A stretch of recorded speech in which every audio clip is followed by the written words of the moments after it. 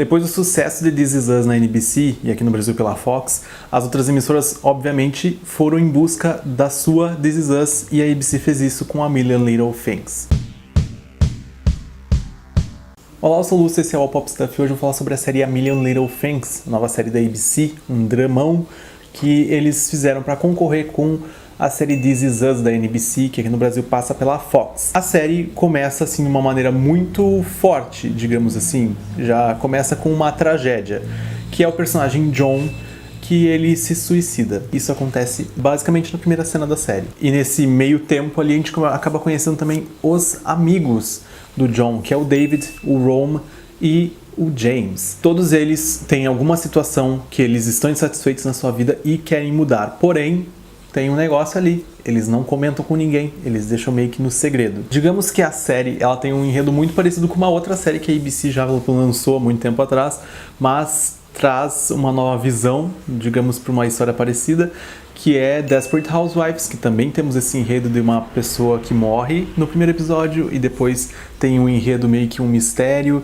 e vários dramas que envolvem as vizinhas e que eram amigas dessa pessoa que morreu, sem contar que trabalha muito com a questão da masculinidade tóxica, que é um tema que eu acho que não foi ainda muito bem trabalhado na televisão e, de certa forma, nesse primeiro episódio já foi bem elaborado. Talvez não citando o termo masculinidade tóxica, mas também citando as situações da masculinidade tóxica que influenciam os personagens, mas em relação à sociedade inteira. A masculinidade tóxica está presente no nosso dia a dia e infelizmente afeta muito as relações das pessoas, principalmente os homens que às vezes retraem seus sentimentos por medo de não saber como que as pessoas vão reagir, vão achar que é fraqueza, o que não é. Uma das coisas da série que é muito importante, que a gente vê assim logo do início, é que os amigos ficam muito surpresos com a situação que o John cometeu o suicídio, porque a princípio para todo mundo ele era uma pessoa alegre, era uma pessoa que não tinha reclamações. Muitas vezes essa falsa felicidade, ela na verdade está escondendo uma depressão, que muitas vezes as pessoas têm medo de tratar,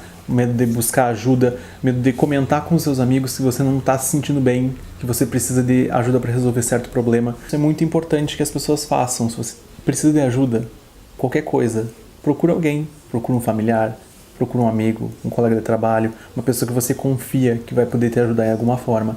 E deu pra ver que o John, apesar de ser uma pessoa hiper influente, de conhecer inúmeras pessoas, não só esses 3 amigos, mas como vários outros que, né, no caso, figuraram ali o seu velório, deu pra ver que ele tinha medo de chegar para essas pessoas e se abrir. A série ainda traz um enredo de mistério, envolvendo um pacote, envolvendo o nome de uma pessoa, mas isso vai ser desenvolvido pelos próximos episódios e que a gente tem que esperar para saber quem é quem e por que isso vai influenciar na morte do personagem ou não. O John também tinha uma frase muito marcante dentro dos episódios, que também os personagens repetem várias vezes, que é tudo acontece por algum motivo. Isso provavelmente vai ser utilizado muito dentro da estrutura da série, para eles pensarem em tudo que eles já passaram como amigos e por que aquilo poderia influenciar em certos momentos da vida deles e por que em certos momentos o John não se abriu com eles para resolver esses problemas. Então, tudo acontece por um motivo. E também eles tratam essa perda do amigo como uma forma de união e eles precisam dividir mais os momentos, principalmente os tristes. A gente vê 3 situações muito diferentes. Por exemplo, o James é um homem que teve câncer de mama, porque sim, homens também têm câncer de mama, caso você não saiba, e isso não é muito falado. Agora você para e pensa, em algum momento da sua vida, parando para dizer que o homem também deveria fazer autoexame de mama, ela não é tão rara assim, acontece bastante, e muita gente descobre depois num estágio muito avançado. Ninguém fala isso. E isso inclui a masculinidade tóxica, que esconde isso e meio que deixa isso focado só nas mulheres, e que não é só das mulheres, isso também pode acontecer com a gente. Temos também o Rome, que é um personagem que ele é super, aparentemente, resolvido com o seu trabalho, super feliz com o casamento, porém ele tem algumas insatisfações na vida que ainda não foram bem desenvolvidas nesse primeiro episódio, que ele escreve uma carta e estava tomando certas atitudes dentro do seu primeira cena importante ali. Só que ele recebe a ligação sobre a morte do John e ele para tudo. Também é muito importante essa cena porque ela se conecta muito com o fim do episódio, que mostra ele se emocionando e revelando para os amigos o que ele iria fazer. É muito bom ver esse tipo de cena na televisão, sabe? Porque tu não vê normalmente cumplicidade entre os personagens masculinos nas séries. porque ele sempre tem que bancar o machão, ele nunca pode chorar. E também nós temos o David, que é um professor de música,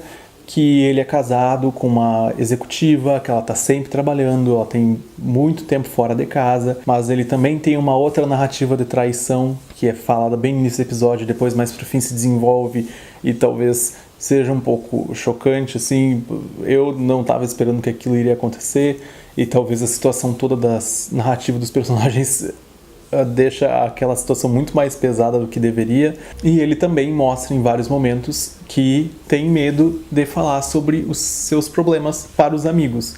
O que mais se mostra resistente ali entre os quatro é o James, que é o que, digamos, passou pelas situações mais difíceis em questão de doença, que não seja de saúde mental, porque se tu vai reparar ali, todos têm algum caso de problema de saúde mental, seja insegurança, seja ansiedade, seja a depressão. O que é muito importante ver que a série está trabalhando com esses pontos.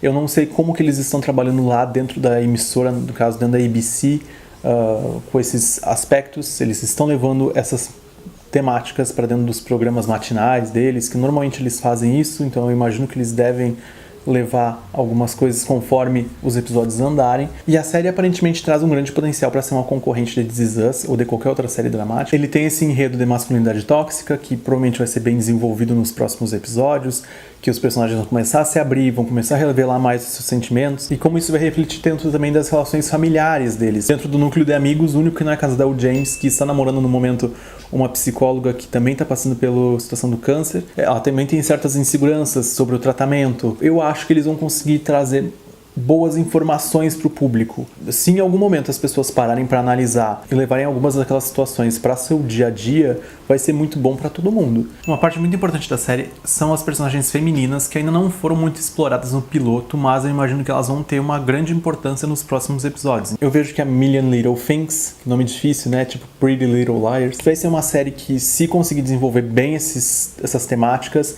vai conseguir garantir esse público, vai conseguir manter aquela ideia do drama com um pouquinho de mistério, as relações familiares. Dá pra ver que eles estão se propondo a trazer algo novo, né? Séries que tem a narrativa familiar que a ABC já produziu, por exemplo, Desperate Housewives, que eu já citei aqui, Brothers and Sisters, que é uma ótima série, caso você não tenha assistido, assista, porque assim, ó, é incrível essa série. Eu acho que pouquíssimas pessoas assistiram completa.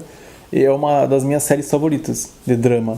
E aproveitando essa temática de masculinidade tóxica, eu, antes de gravar esse vídeo, eu parei para ver alguns pontos e algumas temáticas. Eu quero fazer duas indicações para você ouvir. A primeira, que é um podcast, que é o episódio 145 do Mamilos, que tem o nome Masculinidade e Sentimentos, que no caso troca as apresentadoras nesse episódio e trazem apresentadores para falar sobre masculinidade tóxica, como ela influenciou na vida deles, como eles tentam não trazer esses aspectos dentro das criações dos filhos deles ou das pessoas com quem eles convivem, como que eles fazem também para dar oportunidade para outras pessoas se abrirem com eles e dividirem sentimentos, dividirem emoções. E outro também, que é um material muito recente, que saiu há pouco tempo, que é um dossiê do Google, que foi feito em junho de 2018, foi liberado, no caso, que é a nova masculinidade e os homens brasileiros. Então fala muito sobre como os homens brasileiros se desenvolvem nessa nova masculinidade, como eles são, na verdade, atualmente. Também fala sobre taxa de suicídio, que ela é 4 vezes maior que das mulheres aqui no Brasil. É um assunto muito importante que precisa ser visto, que precisa ser lido, que precisa ser escutado. Então, se você quiser parar um tempinho, eu vou deixar na descrição esses links para você conferir. E também, se você tiver mais indicações desses assuntos, pode deixar aqui nos comentários que a gente vai conferir.